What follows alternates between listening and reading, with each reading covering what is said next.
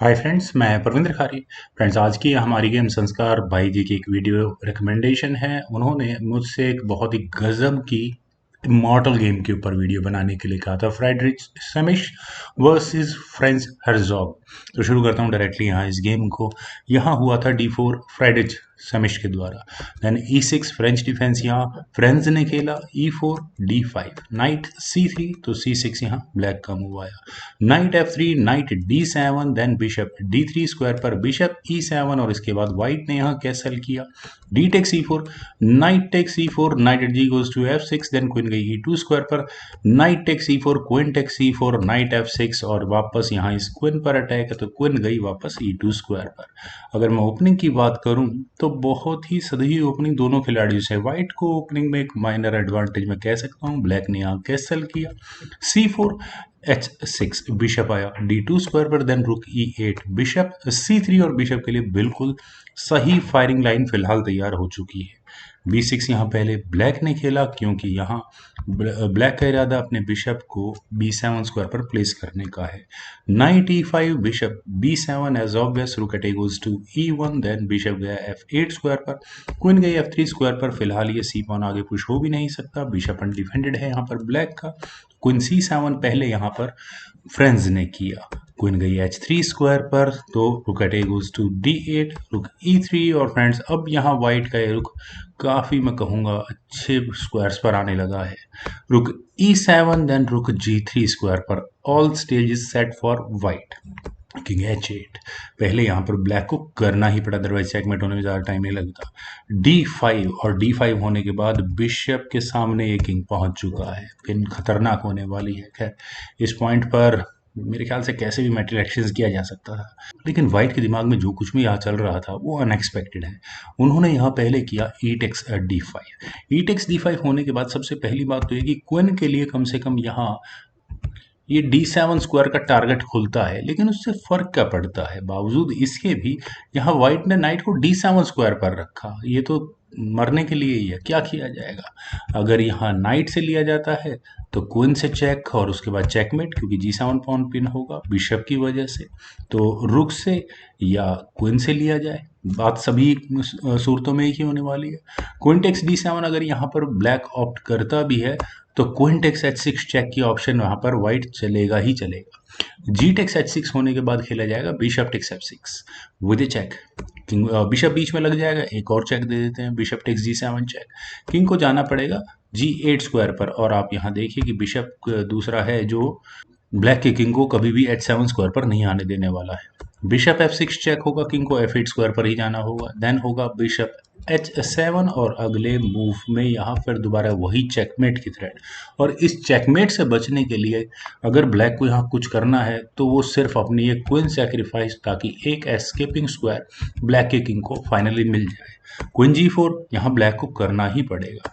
Rook takes G4, then king E8 square पर, रुक G8 check, अब किंग बाहर निकल जाएगा D7 स्क्वायर पर। बिशप F5 चेक, किंग को C7 स्क्वायर पर जाना होगा।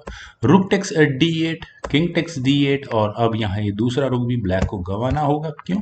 क्योंकि व्हाइट यहाँ पहले रुक को E1 स्क्वायर पर लेकर आएगा। खैर, गेम पर चलते हैं। गेम में यहाँ हुआ था rook takes D7, then queen takes H6। Really immortal game. ना तो यहाँ पर व्हाइट को वो नाइट चाहिए था, ना ही ये क्वीन चाहिए। जी टेक्स H6 होने के बाद ज़्यादा से ज़्यादा क्या होता है, यहाँ एक चेक आती है, बिशप टेक्स F6 चेक, तो बिशप बीच में लग गया। और अब क्या किया जाए, बिशप टेक्स G7 अब अगर होता है तो किंग निकल जाएगा G8 स्क्वायर पर। डिस्कवर्ड चेक का मतलब जो भी होगा यहाँ पर ब्लैक मैनेज कर लेगा उस चेकमेट से बचने के लिए। खैर, चलते हैं गेम में। यहाँ खेला गया था रुक टेक्स G7 और के डिस्कवर्ड अटैक, या मैं कहूँगा चेकमेट की थ्रेट वो तैयार है फिलहाल भी। इस पॉइंट पर रुक E6 की ऑप्शन का मतलब कि अगर डिस्कवर्ड चेक आए तो बिशप को एलिमिनेट कर दो। तो यहाँ पर पहले होगा व्हाइट के द्वारा रुक H7 check, king G8 square पर जाएगा, तो उसके बाद रुक H8 चेक और यहाँ ये मेट होगी। तो रुक E6 की ऑप्शन भी कोई बहुत अच्छी नहीं है। ब्लैक ने यहाँ रुक को E4 स्क्वायर पर ले जाने की ऑप्शन को चुना, क्योंकि ब्लैक के किंग के लिए कम से कम ये H7 स्क्वायर तो अवेलेबल होगा।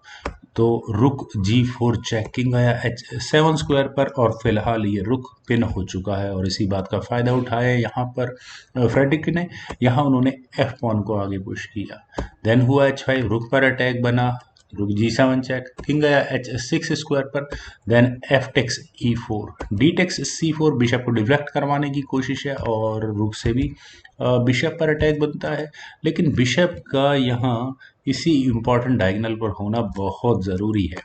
यहाँ अगर बिशप टेक्स C4 होता है तो कोई फर्क नहीं पड़ता, गेम खराब हो जाएगी। बिशप गया यहाँ से E1 स्क्वायर पर, और E1 स्क्वायर पर जाने के बाद यहाँ B5 ब्लैक ने ऑप्ट किया।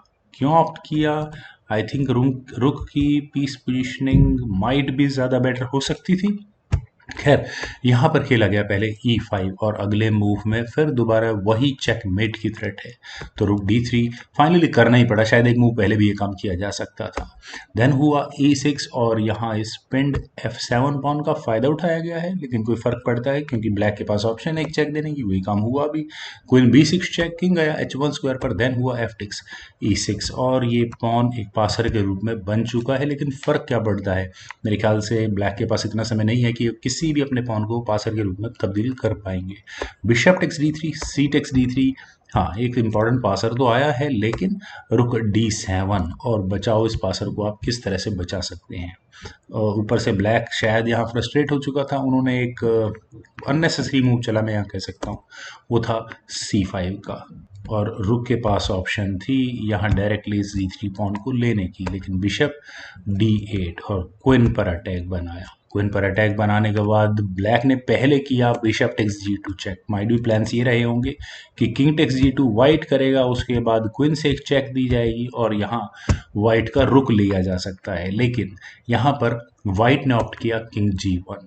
किंग के G1 स्क्वायर पर आने के बाद फ्रेंड्स फ्रांस ने रिजाइन कर दिया। रेजिग्नेशन का रीज़न आई डोंट थिंक मुझे बहुत ज़्यादा बताने की ज़रूरत है, क्योंकि ब्लैक की क्वीन पहले ही ऑलरेडी बिशप के ऊपर रखी गई है।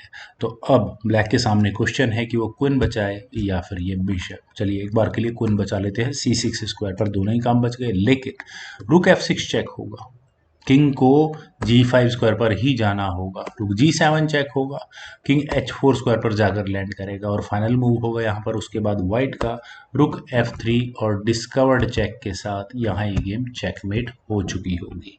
तो फ्रेंड्स, बहुत ही गजब की मॉडल गेम थी। मुझे पूरी उम्मीद है आप सभी लोगों को ये गेम ज़रूर पसंद आई होगी। तो आप लोग इस वीडियो को लाइक करें, शेयर करें और मेरे यूट्यूब चैनल चेस गुरु को प्लीज़ सब्सक्राइब ज़रूर करें। आपके कमेंट्स का मुझे बेहद इंतजार रहेगा। Thank you for watching and bye for now.